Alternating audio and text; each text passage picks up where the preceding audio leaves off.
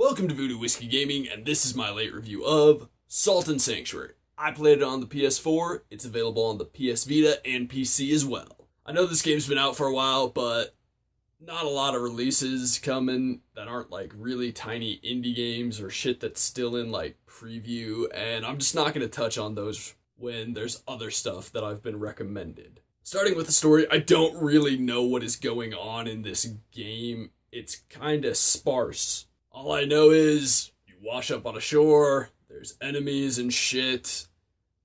Kinda need to get into this castle, don't really know what's in the castle. Maybe I just wasn't paying that close of attention, but I feel like story isn't the main draw for this game. I didn't really hear any voiceover work, maybe I missed it, but as far as I could tell, it was all done in text bubbles and shit like that.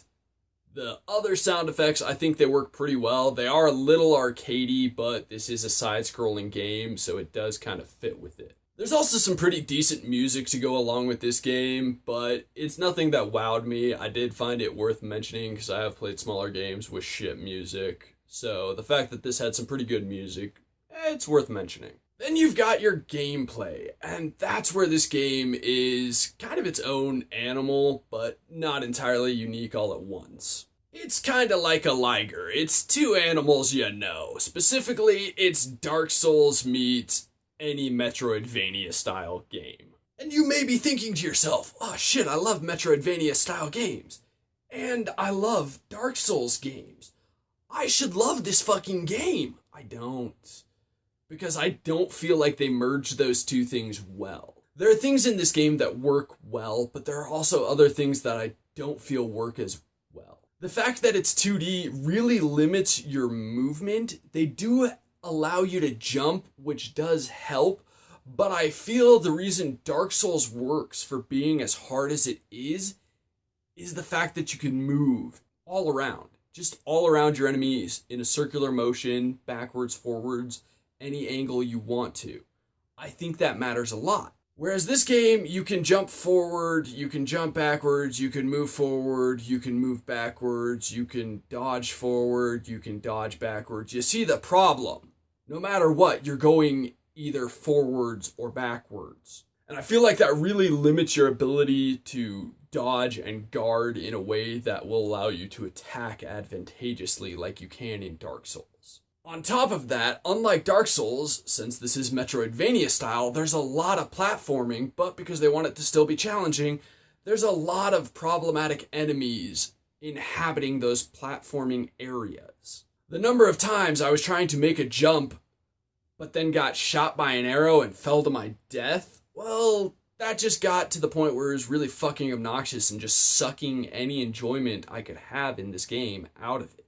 This game does have RPG elements, not unlike Dark Souls or most Metroidvania style games, and I just don't think they added enough. When I level up, I generally didn't feel like it improved my character that much, but then you got a point to using the skill tree, and again, didn't feel like those affected me as much as I would have liked them to. Now, as for the controls, they weren't terrible, but neither did I feel that they were great.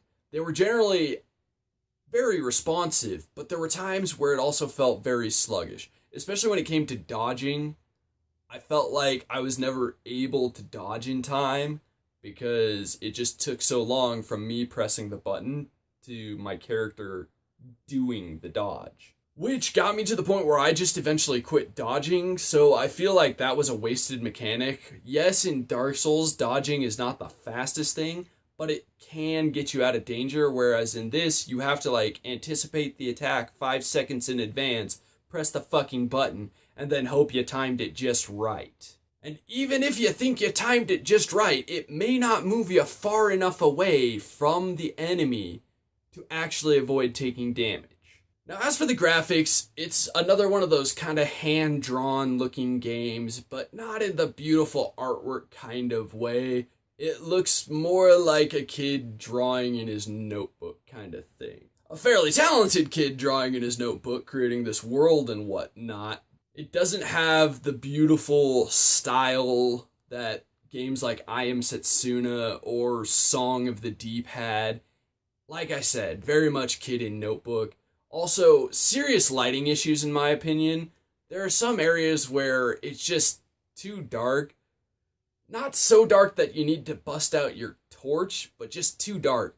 Versus other areas that are oddly bright and you wish those dark areas looked like that, basically, so that you could see what the fuck you were trying to do. Alright, wrapping this up, I could definitely see how somebody who wants to play an overly challenging game might really want to try this, but for me, I wouldn't recommend it. I just didn't find a lot of enjoyment in this game. I felt like there were mechanics that, had they been polished, it would have been a better game.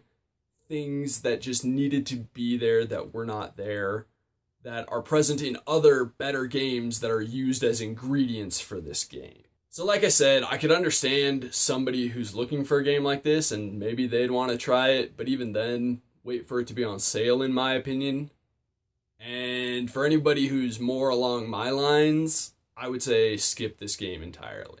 Okay, so in the comments below, why don't you tell me if you dig this whole indie thing where they're doing like the hand-drawn style for the graphics. Thanks for watching, and if you enjoyed the video, please hit that like button, and if you like what I'm doing in general, share or subscribe. Have a good one.